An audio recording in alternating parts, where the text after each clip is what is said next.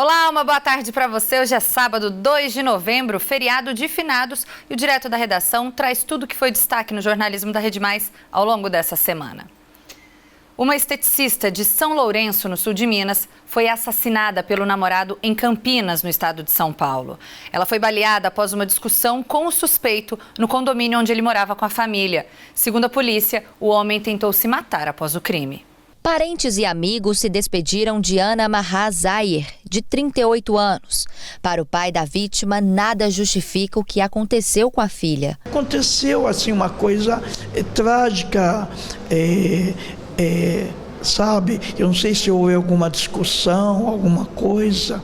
A gente não sabe direito. Não tinha necessidade de fazer isso. Não havia necessidade. Guiomar é amiga da família. Ela conhecia a Ana desde que a esteticista era adolescente. A Ana era uma pessoa muito alegre, muito expansiva. E era uma pessoa alegre, uma família daqui de São Lourenço, que todo mundo conhece desde pequena, né? De acordo com o pai da vítima, a filha se mudou para Campinas, em São Paulo, há mais de um ano, em busca de oportunidades de emprego. Apesar de trabalhar como esteticista, Ana era formada em Direito. E ela foi morar em Campinas para poder estudar mais e acabou acostumando lá. Ana foi casada em São Lourenço e teve uma filha que hoje está com 5 anos. Quando ela se mudou para Campinas, levou a menina. Ela teria conhecido Felipe Fátio Moretti, de 31 anos, em um centro de apoio espiritual. O centro é um pouco religioso lá e se conheceram por lá e acabaram se identificando. Segundo a família, o relacionamento foi marcado por brigas e ciúmes. Ele parece que tinha um monte de ciúmes dela, ameaçava ela. Ele tem problemas, como muita gente tem, problemas de certo desequilíbrios e tal, talvez até alguma coisa que ele usa, remédios. O pai de Ana afirma que Felipe andava armado. Ele formou em Direito, fez o curso de tiro, né? E gostava de andar com arma. De acordo com a família, há um mês eles teriam discutido, mas Ana decidiu reatar o relacionamento. Nesse período, a esteticista voltou para São Lourenço e trouxe a filha de 5 anos. Após 10 dias no sul de Minas, a vítima decidiu ir para Campinas porque precisava resolver alguns assuntos. Com medo, a família pediu para que ela fosse sem a criança. Veio aqui, ficou um tempo, porque houve uma discussão muito forte. Aí a gente pensou que ia morar aqui, mas deixou a filha dela aqui com o pai dela, que mora aqui, e a gente pediu que ela continuasse a menina aqui. E o aniversário da menina vai ser agora. A gente organizou o aniversário, formatura que ela ia ter agora passar para o primeiro ano, e a mãe falou que ia voltar para poder estar junto. Na noite de 29 de outubro, Ana foi morta a tiros na porta do condomínio onde Felipe morava com a família, em um bairro nobre de Campinas. Depois do crime, o homem tentou se matar, mas a pedido da mãe dele, se entregou para a polícia. De acordo com os militares, ele teria mirado a arma no próprio peito, mas o tiro atingiu o ombro do rapaz. Ele foi socorrido e levado ao Hospital de Clínicas da Unicamp. O suspeito ficou sob escolta policial. Ele se entregou, ele fugiu, mas se entregou. A mãe dele chamou a polícia. O suspeito teria dito à polícia que cometeu o crime porque teria visto Ana trocar mensagens amorosas com outro homem. O laudo do ML ainda não foi divulgado, mas segundo os peritos do Instituto de Criminalística, Ana teria sido atingida por 6 disparos, nos braços e nas costas. Para os peritos, ela teria tentado se defender. No carro de Felipe, a polícia encontrou a arma usada no crime, uma pistola 380. Felipe tem registro de porte de arma e curso de atirador desportivo. Diante das circunstâncias, a polícia entendeu que ele teve a intenção de matar a esteticista. Ele foi autuado em flagrante por feminicídio qualificado por motivo fútil. O crime deixou os moradores de São Lourenço chocados. Uma mulher que não merecia como nenhuma mulher e como nenhum ser humano merece ser abatido, né? É falta de Deus, eu acho, que está acontecendo, né? Toda hora a gente vê acontecer o feminicídio, mas foi muito próximo da gente dessa vez. Em Montes Claros, a Polícia Civil descobriu que uma mulher de 37 anos, que teria se matado, na verdade foi assassinada. O crime foi em junho deste ano. As investigações apontaram que o ex-companheiro dela teria forjado o suicídio. Elisângela Gomes Vieira, de 37 anos, foi encontrada morta no dia 22 de junho deste ano. Tudo levava a crer que a atendente de lanchonete havia cometido suicídio, mas uma investigação detalhada da Polícia Civil esclareceu as circunstâncias da morte dela. Elisângela teria sido assassinada e o principal suspeito é o ex-marido dela, o segurança Gilvan Vieira Pinto, de 43 anos. Ele teria enforcado a vítima e alterado a cena do crime. A Polícia Civil identificou, através dos achados periciais e dos achados necroscópicos, que não havia possibilidade de um suicídio, tanto por manchas sanguíneas como manchas corporais.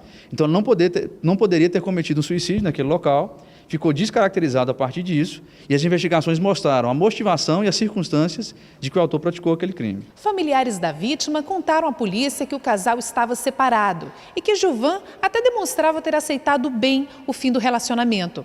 Ele havia saído de casa 3 meses antes do crime, mas antes disso teria instalado no celular de Elisângela um programa espião e até um localizador no carro dela para acompanhar de perto todos os passos da ex-esposa. As informações da Polícia Civil dão conta de que o autor teria seguido a vítima há pelo menos 3 meses antes dos fatos, com o programa espião, e teria acesso a essas informações do telefone da vítima, fato que foi confirmado com o cumprimento de uma busca e apreensão e apreensão do telefone celular do autor. A nossa equipe conversou com a irmã da vítima, que viajou de Uberlândia a Montes Claros para acompanhar as investigações. Ela conta que a família nunca acreditou que Elisângela tenha se matado. Ele tinha um vínculo muito bom, sentimental com a gente, entendeu? E um psicológico muito bom. Não tinha como isso ter acontecido. Então a gente praticamente tinha certeza, quando a gente chegou lá, que viu ela estendida no chão, naquele patamar, a gente já sabia. Infelizmente, a gente sabia que não tinha proibido dela esse tipo de comportamento. A família começou a desconfiar do comportamento de Gilvan quando ele não foi ao velório da vítima e também se negou a ajudar nos gastos com o enterro. Queria jogar tudo para a família resolver, entendeu? Não prestou nenhum tipo de apoio, de acolhimento. Queria falar que não era esposo dela, queria sair fora do assunto. Aí a gente se estranhou, né? Para os familiares, o crime foi uma surpresa, porque Elisângela nunca havia relatado problemas com Gilvan. Além disso, ele teria se mostrado uma pessoa tranquila. Ele nos surpreendeu muito, porque ele era uma pessoa muito assim, assídua em família, assídua na nossa casa. Entendeu? A gente era muito unido, realmente para nós foi uma grande tristeza em ver isso aí do caráter dele, porque a gente considerava ele praticamente um membro da família, tinha um amor inagualável com ele, praticamente era um parente mesmo. O suspeito já tinha passagens pela polícia por ameaça e apropriação indébita. Ele nega que tenha matado a ex-mulher. Ele foi preso temporariamente. Ele responde por homicídio qualificado, inclusive por feminicídio, que é a classificação nossa após os fatos. É o 15º homicídio do ano, apesar de um controle efetivo da Polícia Civil, mas esses casos precisam de uma resposta imediata e efetiva, porque há um descontrole e um desarranjo em relação ao seio familiar, que a Polícia Civil pretende também evitar novas violências em relação a esses fatos. E essa semana nós mostramos com exclusividade aqui na nossa programação que jogadores do Poços de Caldas Futebol Clube dizem ter sido enganados. O presidente do time é acusado de várias irregularidades. O alojamento seria precário, a alimentação, arroz com salsicha. Além disso, os jogadores e membros da comissão técnica já deixaram o clube por falta de pagamento. O goleiro Bruno também anunciou que rescindiu o contrato com o time. Essas fotos obtidas com exclusividade pela nossa produção mostram o suposto alojamento de jogadores do Poços de Caldas Futebol Clube, o Vulcão. Esse rapaz, que não quis se identificar, chegou a ser anunciado pelo clube, se apresentou e deixou o time recentemente. O motivo, a estrutura precária. Era esse alojamento que você ficava, que outros colegas ficavam? Sim. As fotos procedem, são o mesmo local que todos os atletas residiu nesse tempo de alojamento. Muitos jogadores dormiam no chão, a alimentação, a gente chegava cansado de treino para comer arroz, feijão e salsicha. Todo dia? Todos os dias. Quando não era salsicha, era hambúrguer, para falar que mudava um pouquinho. E não dava condição de trabalho para a gente, não tinha 2 bolas para treinar. O professor até fazia da medida do possível que ele tinha de condição de trabalho, porque não tinha condição nenhuma para tá uma equipe profissional trabalhando naquele local. Esse outro ex-jogador do clube também confirma a situação. Totalmente precário, eu acho que é desumano a forma que os meus colegas estavam dormindo, se alimentando, e se é que era uma alimentação aquilo. Ele ainda denuncia que os jogadores nunca tiveram acompanhamento médico. Eles não teve esse comprometimento de chamar um doutor para examinar os atletas. Não, lá não tem acompanhamento nenhum. Até então tinha um preparador físico, mas não chegou a também receber. Desvinculou do clube e não tinha médico, não tinha assistência nenhuma. Nós fomos até o local, que fica no mesmo espaço do centro de treinamento do Poços de Caldas Futebol Clube. O presidente Paulo César da Silva nos recebeu e negou que as fotos sejam do alojamento. O vulcão estava parado 1 ano e 7 meses, não se falava o nome do vulcão. E a partir do momento que eu, juntamente com alguns amigos, alguns parceiros, estamos tentando e vamos conseguir trazer o clube novamente para a cidade, tem pessoas que não gostam do vulcão e tentam falar mal, vieram aqui no CT de treinamento, tiraram uma foto de uma casa que não pertence ao CT, está entendendo? Para degrinir a imagem do clube. Mas as denúncias contra o clube e o presidente Paulo César da Silva não param por aí. Jogadores que deixaram o time reclamam da falta de pagamento. O clube não teria pago nada aos atletas. Esse foi também um dos motivos de eu abandonar, porque não tinha nenhuma conversa, nenhuma ajuda. Então já estava ficando muito difícil e eles não ajudavam em nada mesmo. Era uma ajuda de custo até o final do ano, com um contrato, e a partir de janeiro o salário integral de cada jogador que ser combinado no ato do contrato. A falta de salário teria sido inclusive motivo da saída do técnico Paulinho Ceará. O presidente nega. O Paulinho Ceará está com o pagamento dele em dia. Tá? Eu tenho como provar isso. O pagamento dele vence no dia 5. Paulinho Ceará, ele está com os problemas particulares. Ele chegou no presidente e falou que precisava de alguns dias para resolver a situação. E aí eu peguei e falei, não, o senhor está liberado. Enquanto isso, a gente vai estar apresentando um outro treinador aí para dar sequência no nosso trabalho. Por falta de dinheiro, o contrato do goleiro Bruno foi rescindido. Segundo a advogada de Bruno, Mariana Migliorini, o jogador também não teria recebido o que foi combinado. Por isso, a passagem do jogador pelo time do Sul de Minas foi curta, apenas 76 dias. Já recebeu o seu primeiro salário e ele está com 15 dias de salário atrasado, e devido a um patrocinador que está nos ajudando, e ligamos para o patrocinador, ele mandou esperar mais uns dias para estar efetuando o pagamento para o atleta, e a partir disso talvez ele não gostou de ter atrasado esses 15 dias e ele praticamente não estava contente com o Poços de Caldas. O Poços de Caldas também não estava contente com ele, referente à presença, né, para poder estar treinando com a equipe, para poder estar participando dos amistosos, que normalmente foi recusado pela justiça para ele participar. Então juntou praticamente a fome e a vontade de comer, deu certo e rescindimos o contrato. Nós também tivemos acesso a vários cheques que teriam sido dados pelo presidente Paulo César da Silva a fornecedores, jogadores e membros da comissão técnica. Todos eles teriam voltado sem fundo. O ex-presidente do Poços de Caldas Futebol Clube, Thales Moreno de Assis, é mais um a apontar supostas irregularidades conduzidas por Paulo César da Silva. O empresário afirma que o atual presidente não cumpriu o que havia sido combinado nesse período de transição do clube. O Paulo me procurou com a proposta de assumir o clube e a quitação de todas as dívidas, que girava em torno de R$300 mil mais ou menos. Então, assim, algumas dessas dívidas eram no meu nome, pessoa física, algumas no nome do clube. Então a gente combinou que as do meu nome ele me deu alguns cheques para quitar, e as do clube ele quitaria, ia pegar pessoa por pessoa para ir parcelando. Aí, assim, logo depois eu percebi que todos os cheques eram sem fundos. Quando nós fizemos a negociação do clube, foi passado um valor, né? Tipo, o Poços de Caldas tem 300 mil de dívida, Poços de Caldas tem 200 mil de dívida. Foi o que foi negociado entre o vice-presidente, o presidente e eu no momento presidente. Então ele passou um valor, nós fizemos um contrato, você está entendendo? E segundo o advogado foi fazer foi levantar os valores do clube, ele supera 2 ou 3 vezes mais o valor que foi passado para nós. Nós consultamos a Federação Mineira de Futebol e a informação é que o clube é considerado inativo, já que tem dívidas com a instituição. O valor não foi informado, mas estima-se que o Vulcão deva cerca de R$60 mil. Paulo César da Silva teria procurado a federação para negociar os valores, mas não pagou nenhuma parcela. Com uma contratação bombástica, a promessa de voltar às disputas e de dar oportunidade a novos atletas, o Poços de Caldas atraiu a mídia. Mas, por enquanto, se destaca por denúncias graves e a debandada de membros da comissão técnica e jogadores, que se sentem enganados. É mais frustração, sabe? Pelo fato que tem muitos igual eu, que ainda continuam lá acreditando num sonho. E a gente já sabe, todo mundo conhece e sabe que não vai para frente da forma que está sendo trabalhado lá. Ele vai enganar mais muitos moleques que estão lá. E o goleiro Bruno decidiu receber a nossa equipe de reportagem. Ele deu uma entrevista longa para o apresentador do Balanço Geral, Fabiano Tibé.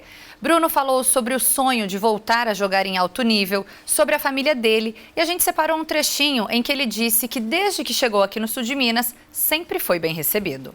Pela primeira vez também estou tendo a oportunidade de estar até agradecendo essa receptividade que eu tive aqui em Varginha. Uma aceitação muito grande. As pessoas elas têm a opinião às vezes formada, né? Mas quando passa a conhecer o Bruno, quando passa a conversar, a conviver com o Bruno, a opinião ela muda. Então eu tive uma recepção muito boa aqui em Varginha. Gosto da cidade de Varginha. Eu pretendo ficar na cidade de Varginha, porque é uma cidade muito tranquila. Fui a Poços de Caldas, fui muito bem recebido pela cidade, né? Pelas pessoas que estavam lá no estádio, gritando meu nome, pedindo para tirar foto, pedindo para autografar a camisa. Aquela história que as pessoas falam por aí, não, que a cidade está dividida, isso é mentira, nunca aconteceu. Hoje aqui em Varginha, eu vou no shopping, onde eu vou no shopping, eu sou muito bem recebido. Os lugares que eu frequento, eu sou muito bem recebido, sabe? Então não existe essas coisas. Rolou um boato uma certa vez que pessoas também estariam, o clube, né, estariam perdendo patrocinadores por minha causa. É mentira. Isso nunca aconteceu. Estou tendo a oportunidade de explicar, de esclarecer essas coisas. Isso é mentira. Nunca aconteceu isso, nunca houve essa situação. É porque quando eu cheguei até aqui no Boa Esporte, tinha alguns patrocinadores que já estavam de saída, já estava desgastado o relacionamento do clube. Isso aí foi dito pelos diretores na época. Então é esclarecer essas coisas, sabe? Porque as pessoas tentam juntar a minha situação do passado com o presente. Um médico de Juiz de Fora foi premiado por uma pesquisa que mostra que um exame oftalmológico pode ajudar a diagnosticar o Alzheimer com mais rapidez. Uma declaração de amor e um desabafo. Lúcia escreveu um livro de cartas para o marido de 84 anos que tem Alzheimer. Ele está numa fase avançada da doença e não se lembra das pessoas próximas e dos fatos relacionados à vida dele. O livro foi escrito a partir de anotações feitas desde o diagnóstico da doença e tem o objetivo de ajudar outras pessoas que tenham pacientes na família. A nossa vida, que era uma vida prazerosa de viagens, passou a ser uma vida de cuidados com a doença, estabelecendo formas de atendimento através de uma rotina. Quando o marido começou a apresentar sinais de esquecimento, Lúcia foi com ele ao médico. A doença evoluiu rápido.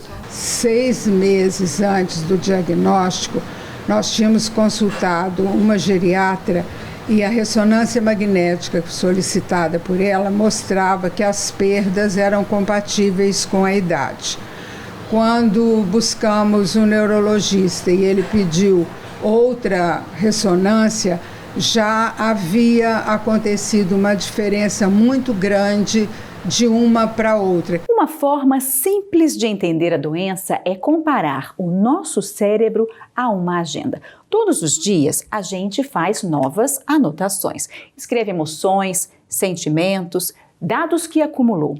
Mas, de repente, por algum motivo, essas páginas começam a ser arrancadas das mais novas para as mais velhas. É isso que o Alzheimer faz, apaga as memórias. Em casos mais graves, os pacientes costumam ficar com lembranças muito antigas ou com nenhuma. O paciente começa a ter uma perda da memória progressiva e que em determinadas situações ele é incapaz de reconhecer até os familiares ou amigos mais próximos. O pesquisador da Universidade Federal de Juiz de Fora estuda desde 2016 a utilização de exames de vista como uma forma de auxiliar no diagnóstico de Alzheimer. É sabido que o olho, principalmente a parte posterior do olho, que é formado pela retina, ela é formada por um grupo de células que são neurônios, e esses neurônios eles têm a mesma origem, né, no nosso nascimento, que a gente fala origem embriológica, do cérebro. Então isso já é conhecido, diversas doenças neurológicas podem afetar o fundo de olho. E aí o fundo de olho, especificamente com esse exame que já é disponível em oftalmologia, e utilizado no diagnóstico de diversas doenças, como retinopatia diabética, que acomete pacientes com diabetes, o próprio glaucoma, entre outras doenças. Esse exame, que é o OCT, que a gente chama por essa sigla, OCT, que é a tomografia de coerência óptica, ele é capaz de fazer uma análise detalhada e quantitativa desse grupo específico de neurônios que está presente no fundo de olho. A pesquisa foi elogiada na comunidade científica. A pesquisa foi aceita para uma publicação numa revista internacional de alto fator de impacto, ou seja, uma revista séria bastante prestigiada. E, além disso, o trabalho foi apresentado no Congresso Brasileiro de Oftalmologia e esse trabalho foi premiado como o melhor trabalho de pesquisa clínica do Brasil. Então, isso mostra para a gente que a pesquisa, além da relevância que ela traz uma mensagem importante, da importância que a avaliação oftalmológica tem para esses pacientes. Agora, olha que iniciativa bacana lá em Montes Claros. Um projeto social oferece atendimento médico a preços acessíveis. É a Clínica Solidária, que tem mais de 30 especialidades médicas. A Valdenice levantou cedo para tentar marcar uma consulta com o ortopedista. Eu vim para médico ortopedista, para ver se eu consigo uma cirurgia aqui no braço. O ombro tá dando muito trabalho, doendo muito? Dói, ele dói muito. Eu sinto muita dor, não consigo nem trabalhar. Mas a clínica que a dona de casa procurou não é particular e também não atende pelo SUS. É uma clínica voluntária. Que tem muitas vantagens, né? Tem muitas, as coisas que são mais fáceis, né? Mais barato, né? As consultas. É por isso que eu vim. A senhora estava tentando pelo SUS e estava difícil? Está difícil. Pelo SUS é difícil conseguir. Demora demais, né? As consultas, exame. Depende do exame, sai mais de um ano. Assim como a Valdenice, muita gente tem buscado ajuda no local para conseguir consultas com especialistas. Tem 8.000 pessoas na espera, né, para conseguir uma consulta de vista, né? E às vezes particular fica muito difícil para a gente, porque o dinheiro não dá, né? Que a gente ganha, né, para poder pagar uma consulta, né? Então eu vim aqui, porque aqui as coisas são muito mais fáceis, né? Médico muito bom, ótimo, não tem nada a queixar. E eles atendem aqui muito bem a gente. A gerente daqui não sabe onde põe a gente, chega aqui. Se precisar, então, a senhora volta de novo? De novo. Deus quiser. E eles merecem. E a consulta aqui vale muito mais. Aqui, sabe, os médicos muito bons. Não tem nada de queixar. A clínica funciona nos fundos de uma igreja, no bairro São Luís. Alguns leigos aqui da nossa paróquia já procuravam o nosso pároco para colocar a profissão deles a serviço dos mais necessitados.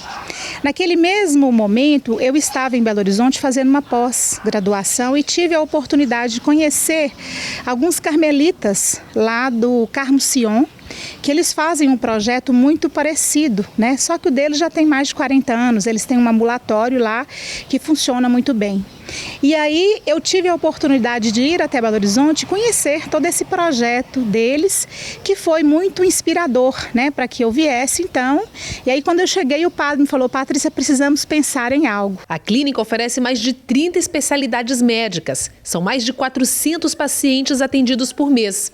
E cada consulta tem um custo simbólico de R$10, apenas para a manutenção do local.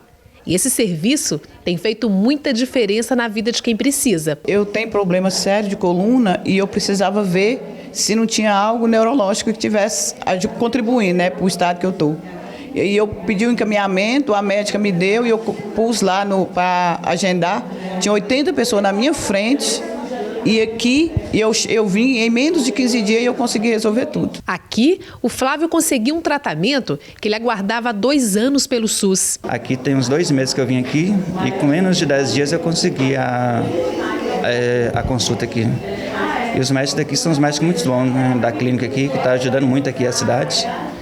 E o tratamento deles aqui me ajudou demais e está me ajudando muito ainda, porque se eu estivesse esperando pelo SUS, eu estava até hoje na fila. O Dênio é ortopedista voluntário desde o início do projeto social. Ele decidiu abrir espaço no consultório particular dele para atender pacientes da clínica. Já era um projeto meu ajudar a quem precisa, e só que eu sozinho não sabia como fazer, como que eu ia triar um paciente, como que eu ia abrir as portas do meu consultório para atender qual paciente estaria realmente precisando. Então, essa clínica que eu já sei que o paciente que vai ao meu consultório, ele já passou aqui pela clínica, ele já foi triado e eu sei que ele realmente necessita. A Graciele usa o tempo livre que tem para ajudar. Uma vez por semana, ela fica responsável pela farmacinha solidária. É muito gratificante ver que alguns pacientes que não conseguem ser assistidos pelo SUS da maneira integral que eles merecem e devem ser atendidos, que em muitas situações conseguem ser contemplados aqui pelos serviços oferecidos pela clínica. O trabalho da clínica depende 100% do voluntariado. São cerca de 400 voluntários entre profissionais da saúde e o pessoal que cuida dos serviços administrativos aqui do espaço. E graças a essas pessoas que doam parte do tempo a serviço do próximo, a clínica conquistou o título de utilidade pública municipal. Isso quer dizer que a clínica está sendo reconhecida como uma instituição que de fato se preocupa com a situação social, sobretudo da região aqui de Montes Claros, e nós estamos sendo inseridos agora entre aquelas instituições que podem receber verbas e que podem edificar, o que é o nosso sonho aqui de ampliar o nosso trabalho. Os fundadores sonham grande. O objetivo agora é construir uma sede própria para a clínica, com toda a estrutura necessária para ampliar o número de atendimentos. Nós pedimos o auxílio de todos aqueles, sobretudo, os empresários, você que tem boas condições e que deseja partilhar os seus dons, procure a nossa paróquia, a nossa comunidade, paróquia Nossa Senhora Rosa Mística, da Arquidiocese de Montes Claros, com auxílio também da Ordem Premonstratense, nos procure para fazer a sua colaboração, para participar, e não se esqueça daquela frase de nosso Senhor Jesus Cristo: a quem muito foi dado, muito será cobrado. Então vamos começar a pagar desde já, com gratuidade, com amor e podendo elevar a dignidade das pessoas que nos procuram.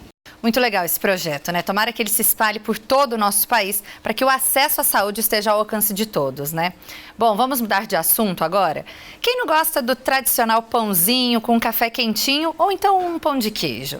A padaria tradicional está mudando. Agora, além do pão de sal e do café, outros produtos estão sendo oferecidos. Uma maneira que os comerciantes encontraram para agregar valor ao negócio e assim lucrar mais.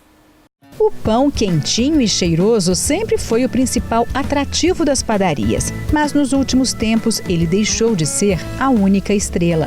Eduardo vai à padaria pelo menos 3 vezes por semana. Nem sempre é para comprar pão. Eu venho aqui encontrar os amigos, bater papo, trocar ideia, tomar chopp, curtir o dia. Esse tipo de coisa que motiva a gente vir aqui. E não é só o Eduardo que costuma ir à padaria para tomar chopp. Antônio e Paloma moram no Rio de Janeiro, mas quando estão em Juiz de Fora fazem questão de passar um tempo no local, relaxando e batendo papo. Além do principal, que seria o pãozinho de cada dia, a gente pode ter muitas outras opções que a padaria oferece sem precisar sair do bairro, Então é muito legal. E o shopping cai bem? Cai bem. As pessoas aqui do condomínio que também frequentam aqui à noite, então eu acho isso bem bacana, porque deixa de ser só uma padaria e para virar um ponto assim de encontro de forma geral. Diversificar os produtos e serviços é uma estratégia adotada por muitos donos de padarias para atender às demandas dos clientes e tem dado certo. Segundo a Associação Brasileira de Indústrias de Panificação e Confeitaria, em 2018, apesar das dificuldades econômicas, o setor cresceu 2,81% e faturou em todo o país cerca de 93 bilhões de reais. Tom comprou há um ano esta padaria no bairro Estrela Sul, em Juiz de Fora. O empresário pensou nas necessidades dos clientes e apostou na diversidade de produtos. Servir chopp e refeições na hora do almoço foi uma escolha que deu certo. Eu tinha uma outra padaria no centro da cidade em que os meus amigos me visitavam para comprar o seu pãozinho, o seu bolo, e lá tinha cervejinha lá no cantinho, lá no freezer, como toda padaria. E eles, vamos tomar uma cerveja aqui. E a padaria não tinha muito espaço. Então a gente improvisava as mesas ali, sentava num cantinho, ficava ali tomando uma cervejinha, pegava um aperitivo que tinha na padaria e tomava, mas sempre desconfortável.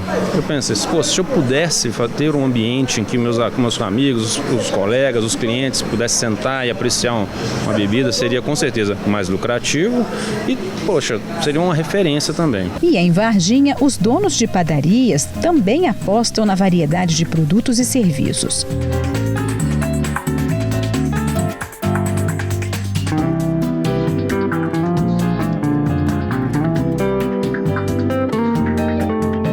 Além do tradicional pãozinho de sal e dos variados quitutes, essa padaria oferece opções de massas e saladas para o almoço. Janaína gosta mesmo é do macarrão à bolonhesa. Quando não dá tempo de preparar a marmita e levar para o trabalho, a escolha dela é a padaria. Aqui é rapidinho, faz almoço, é um ambiente agradável, vale a pena sim. E é a primeira vez que você vem, não?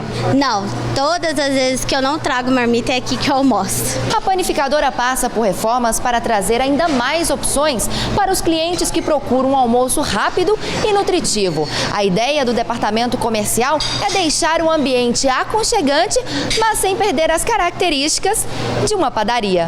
Como as diretoras vão muito para a feira, né, em São Paulo, Belo Horizonte, vê lá a diversidade que tem as panificadoras, as grandes panificadoras, né? E por que não trazer para o sul de Minas também, né? E a procura pelo almoço tem aumentado. Quem vem experimentar faz questão de voltar. Porque já é uma opção mais rápida, é aconchegante o lugar e eu gosto daqui. Eu economizo tempo e também mantenho a dieta saudável, né? A gente que trabalha, a gente tem pressa, então fica sendo uma ótima opção. E em Montes Claros, a criatividade para agradar e atrair clientes tem chamado a atenção. Na cidade tem padaria que tem até açougue.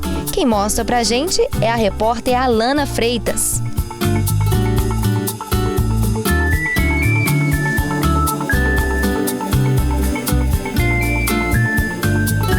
Montes Claros, isso tem se tornado tendência entre as padarias. Quase todas elas oferecem mais do que pães, bolos e biscoitos. Essa aqui é uma das mais antigas da cidade e a gente vai mostrar agora a variedade de produtos que ela passou a oferecer aos clientes. A família do Ricardo está no ramo da panificação há 25 anos. No início era tudo muito simples.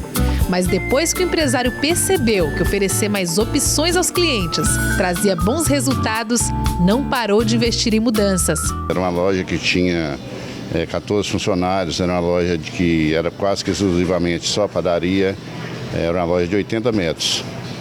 Aí com o tempo começamos, devido à necessidade do cliente, o pedido dos clientes, né? As sugestões dos clientes, tivemos que começar a ampliar. A princípio, ampliamos mais em padaria. E, passado 15 anos, a gente tinha esse cliente e resolvemos fazer uma ampliação maior ainda. Hoje, no espaço tem supermercado, açougue e sacolão. E as novidades não param por aí. Hoje a padaria tem outros setores, que é a parte de açougue, a parte de hortifruti, que foi feito isso há 10 anos atrás. E mais recentemente, ampliamos também esses setores já existentes e implantamos novos setores. Hoje a padaria já tem o restaurante, a padaria tem a peixaria, tem a comida japonesa, Tem o setor de saladas que é preparado na hora para você levar para casa, a parte de crepes, de tapiocas, a parte de carnes grelhadas, tudo isso em um só lugar para atender o cliente. E toda essa variedade tem agradado muito aos clientes. A gente pode aproveitar dessas duas coisas, né? A gente já vem, já almoça, já pode entrar na padaria, adquirir aquilo que a gente precisa dentro de casa. É muito importante e facilita muito para nós que somos consumidores.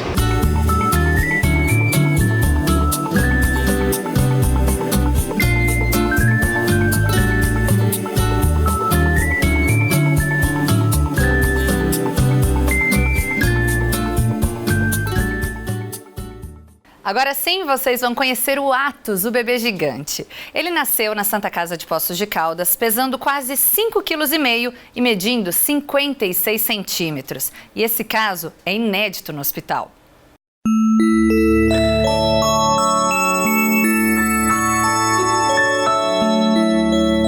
Olhando assim, parece um bebê de 3 meses, né? Mas acreditem, o Atos tem apenas 6 dias. O bebê nasceu com 5 quilos 486 gramas e medindo 56 centímetros. O médico falou, agora você vai sentir um pouquinho do baque, porque a gente vai tirar o seu bebê, porque ele aparentemente é grande. Até eles se surpreenderam. Surpreenderam muito. Ali eles já ouviram eles falar, nossa, que tamanho de bebê. Nossa, que 5 quilos e tanto. Aí que eu fui tomar, assim, na verdade, só fui tomar noção na hora que eu peguei ele. Aí eu senti que realmente ele era grande, que ele era pesado. Eu falei assim, nossa, que tamanho de bebê. Não é aquela coisinha delicada que a gente pega, né? Nayara já tem um filho de 3 anos, mas durante a gestação do Atos, ela conta que estranhou o tamanho da barriga. A única coisa que todo mundo pensava que ia ser gêmeos pelo tamanho da minha barriga, mas eu não imaginava que iria ser um bebezão assim, não. Foi uma surpresa muito grande para mim. O tamanho e o peso do bebê também surpreenderam a equipe médica. O Dr. Danilo, que auxiliou no parto, conta que pelos exames eles já esperavam um bebê grande, mas não tão grande assim.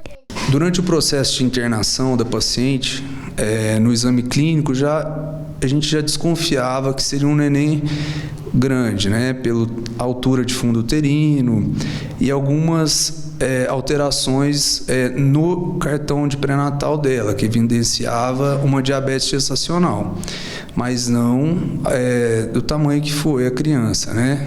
A cesariana de Atos correu dentro do esperado e a recuperação da mãe também. Mas uma das possibilidades para o desenvolvimento do bebê ter sido tão surpreendente foi a diabetes gestacional que Nayara desenvolveu durante a gravidez.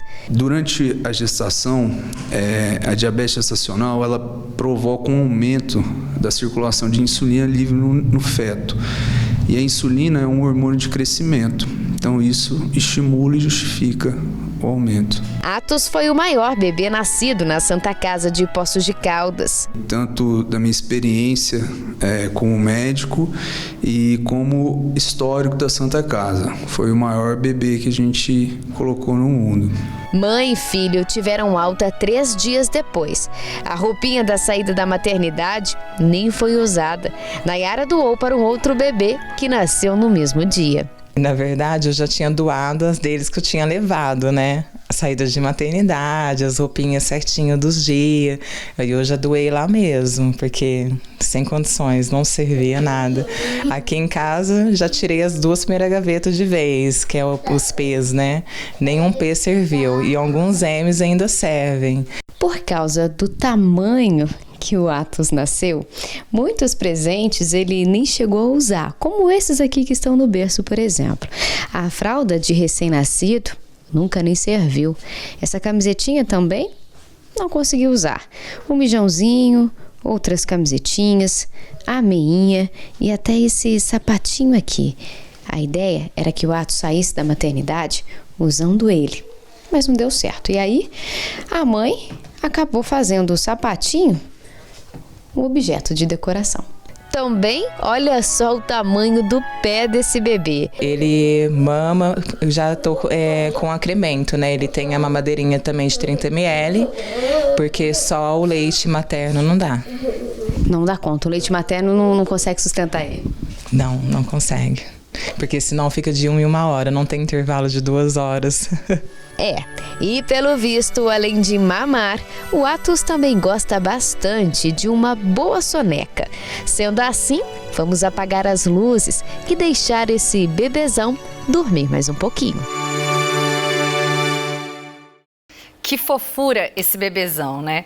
Bom, mas agora chegou a hora das nossas dicas culturais. Bora conferir as atrações na nossa área de cobertura. Roda aí.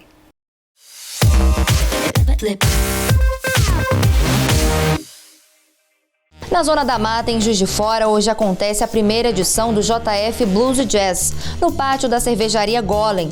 Os shows começam às 4 da tarde. Ainda hoje, em Juiz de Fora, o Whindersson Nunes volta à cidade com stand-up A Volta do Que Não Foi.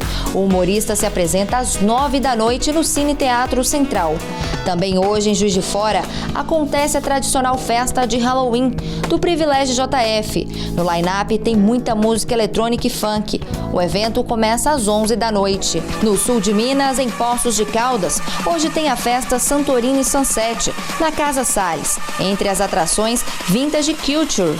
Os shows começam daqui a pouco às 3 da tarde.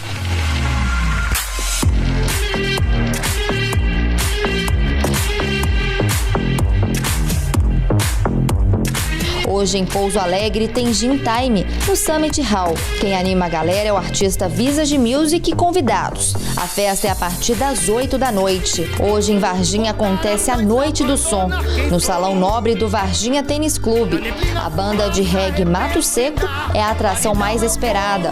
O evento é às 11 da noite.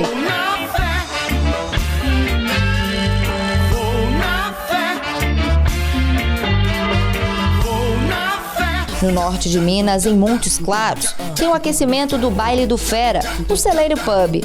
Muito funk vai rolar a partir das 11 da noite. Amanhã em Montes Claros é dia de forró, no sítio Vovó Dorinha. A gravação do DVD do cantor Marcelinho dos Teclados começa às 3 da tarde.